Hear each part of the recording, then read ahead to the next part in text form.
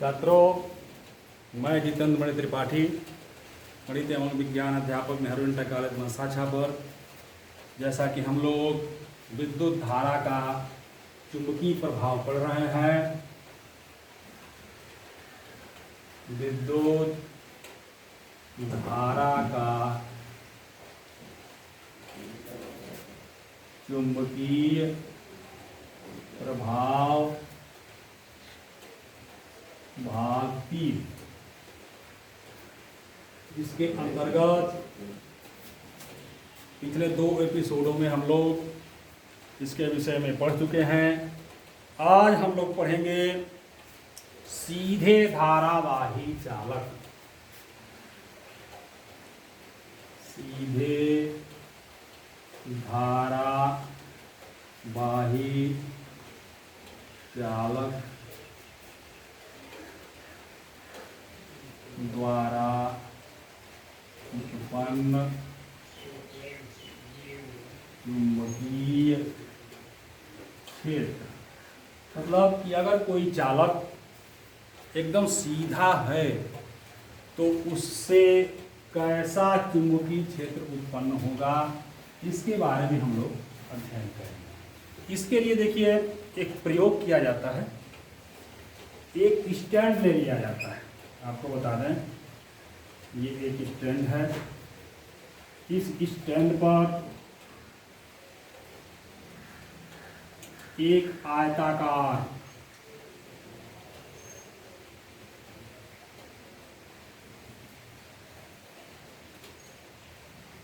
दफ्ती ले लिया जाता है। इस दफ्ती के ठीक बीचों बीच में एक छेद कर दिया जाता है। ये स्टैंड है। इस दफ्ती के ठीक बीचों बीच में एक छेद करके उसमें सीधा एक तार डाल दिया जाता है।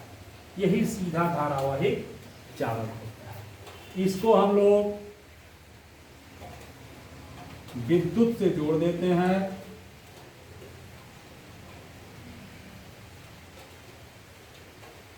यहाँ एक कुंजी लगा देंगे। उसके बाद एक धारा नियंत्रक लगा देंगे। ये धन सिरा, ये ऋण सिरा।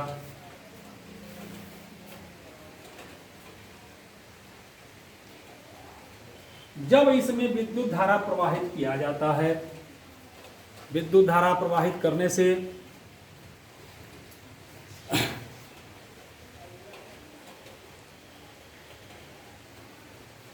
जैसा कि हम लोगों को पता है कि विद्युत धारा हमेशा धन से ऋण की तरफ बहती, तो ऐसे विद्युत धारा बहेगी।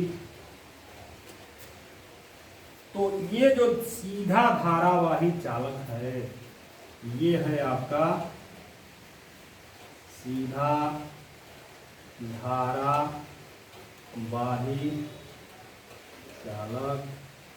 ये है आपका दफ्ती का टुकड़ा। जो ही इसमें धारा प्रवाहित किया जाता है, तो आपको पता है कि जब किसी चालक में विद्युत धारा प्रवाहित किया जाता है तो उसके आसपास एक चुंबकीय क्षेत्र उत्पन्न हो जाता है। तो यहाँ जो चुंबकीय क्षेत्र उत्पन्न होगा, कैसे होगा, इसी का अध्ययन करना है। तो इसके लिए हम क्या करते हैं, इस छिद्र के चारों ओर इस दफ्ती पर लोहे के बुरादे को, ध्यान दीजिएगा, लोहे के बुरादे को इस पर एक बराबर फैला दिया जाता है। और जो ही इसमें विद्युत धारा प्रवाहित किया जाता है, त्यों ही हम क्या देखते हैं कि जो ये लोहे के बुरादे हैं, ये इस तार के, ये छिद्र है, यहां से शुरू होके इस तार के चारों तरफ संकेंद्रित वृत्त के रूप में इकट्ठा हो जाते हैं। संकेंद्रित वृत्त का मतलब कि ये सभी वृत्त जिनका केंद्र एक हो, इन सभी वृत्तों का केंद्र यह छिद्र होता है, या जहां से ये तार निकाला गया है। तो यहाँ देखिए, धारा की दिशा ऊपर है, तो यहाँ पर चुंबकीय क्षेत्र की जो दिशा होगी वह इस तरह से होगी। ये वामावर्त, इनकी दिशा जो है वामावर्त होती है। अब ठीक है, ये संकेंद्रीय वृत्त के रूप में इकट्ठा हो जाते हैं इसके चारों ओर विद्युत धारा प्रवाहित करने पर। तो हम ये तो जान गए कि सीधे धारावाही चालक के द्वारा जो चुंबकीय क्षेत्र उत्पन्न होता है वह वृत्ताकार होता है, संकेंद्रीय वृत्त के रूप में। मतलब ये इनका केंद्र हो गया, ये वृत्त, ये वृत्त, ये वृत्त, और इन सब वृत्तों का एक ही केंद्र होता है, तो इसको कहा जाता है संकेंद्रीय वृत्त। और इसमें धारा की दिशा वामावर्त ऐसे होती है। इस दिशा को ज्ञात करने के लिए, क्षेत्र का तो पता लग गया, इस दिशा को हम कैसे ज्ञात करेंगे? इस दिशा को ज्ञात करने के लिए हम क्या करते हैं, इस दफ्ती पर एक सादा कागज चिपका देते हैं। उसके बाद चुंबकीय सुई की सहायता से इस सीधे धारावाही चालक के चारों ओर का चुंबकीय बल रेखाएं खींचते हैं। जब चुंबकीय बल रेखाएं खींचते हैं तो हम देखते हैं कि उसमें चुंबकीय सुई की दिशा इसी तरह से दिखलाती है, माने वामावर्त आघूर्ण में दिखलाती है। तो हम लोग जान जाते हैं कि चुंबकीय बल रेखाएं वामावर्त दिशा में होती हैं। इसी प्रयोग के आधार पर कुछ वैज्ञानिकों ने, जैसे मैक्सवेल साहब, एक बहुत फेमस वैज्ञानिक हुए जिनका नाम था मैक्सवेल, उन्होंने इन चुंबकीय बल रेखाओं की दिशा को बदलाने का प्रयास किया इस प्रयोग के आधार पर कि उन्होंने एक पेंच का सिद्धांत बताया। पेंच का सिद्धांत, जैसे पेंच को कसा जाता है, पेंच आप जानते हैं कैसा होता है, और इस पर वो रेघारी वाले खाने बने होते हैं। जब इसको कसा जाता है, जैसे ऐसे कसा जाएगा तो ये आगे की तरफ बढ़ता है, तो इसमें जो बल रेखाएं होती हैं वो वामावर्त होती हैं। मतलब ये जो पेंच के आगे बढ़ने की जो दिशा होती है ये धारा की दिशा होती है, धारा की दिशा।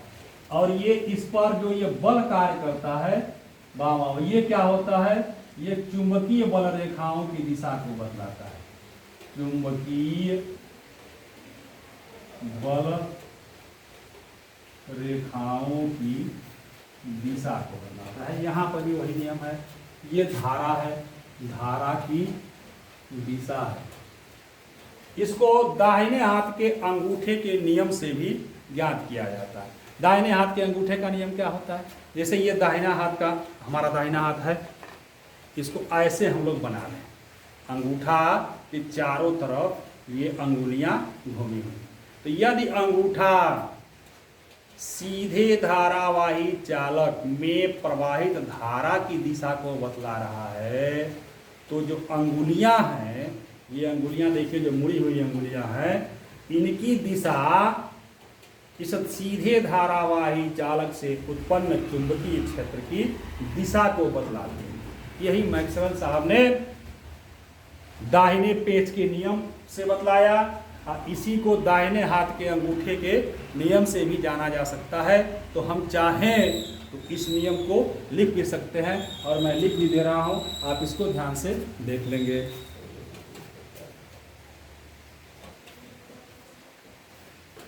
तो आप चाहें तो नोट कर लें कि दाहिने हाथ के अंगूठे का नियम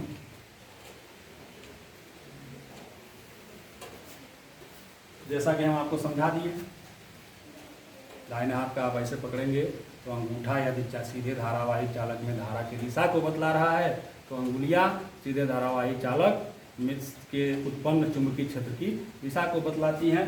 यही दाहिने हाथ के अंगूठे का नियम है, इसको लिख लीजिए। यदि दाहिने हाथ के अंगूठे को इस प्रकार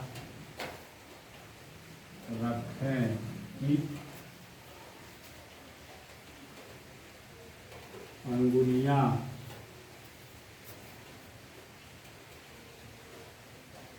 अंगूठे के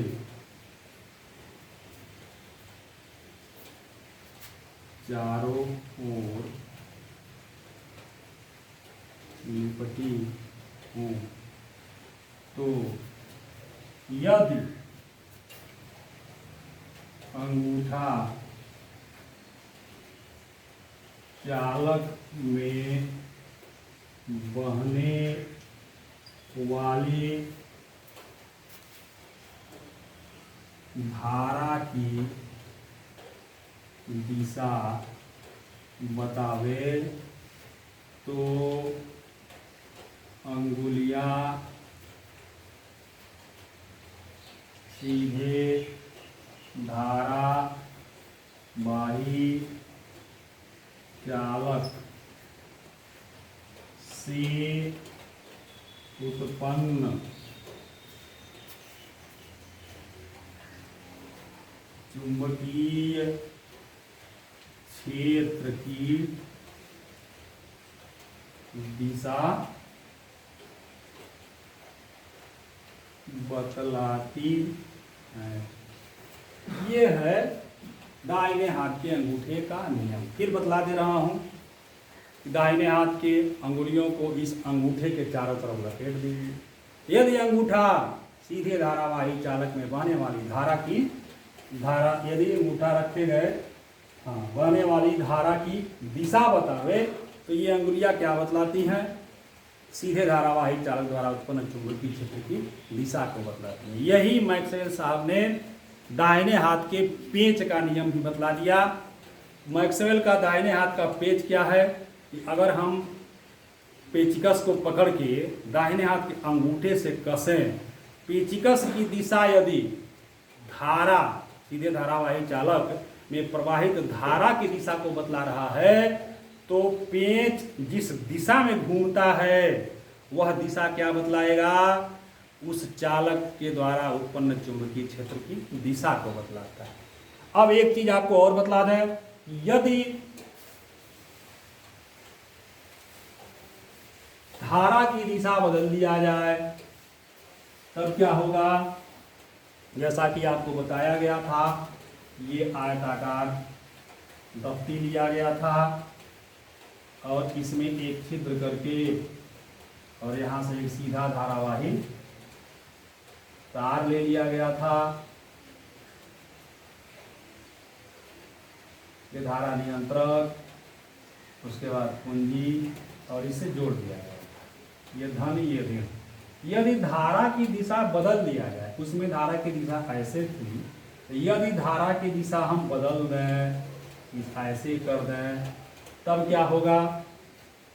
तो जो यहाँ पर चुंबकीय क्षेत्र बनेगा, इनकी दिशा भी क्या होगी? बदल जाएगी। धारा की दिशा बदलने से, जैसे अंगूठा देखिए ऐसे हो गया, नीचे हो गया, ये धारा की दिशा हो गई। तो चुंबकीय बल रेखाएं जो चुंबकीय क्षेत्र को प्रदर्शित करेंगी, जो चुंबकीय क्षेत्र उत्पन्न होगा, वो अंगुलियां बताएंगी। यानी अब चुंबकीय क्षेत्र की दिशा भी क्या होगी? बदल जा रही है। तो चुंबकीय सीधे धारावाही चालक द्वारा जो चुंबकीय क्षेत्र उत्पन्न होता है वह कैसे उत्पन्न होता है? संकेंद्रीय वृत्त के रूप में होता है। और इसमें इन सभी वृत्तों का केंद्र क्या होता है? तो वो सीधे धारावाही तारक चालक होता है। तो आपने जान लिया आज कि सीधे धारावाही चालक द्वारा चुंबकीय क्षेत्र कैसा उत्पन्न होता है और इसकी दिशा क्या होती है। अब हम लोग जानेंगे कि वृत्ताकार चालक, वृत्ताकार धारावाही चालक के द्वारा कैसे चुंबकीय क्षेत्र उत्पन्न होता है। तो इसको हम आपको अगले एपिसोड में बताएंगे। धन्यवाद।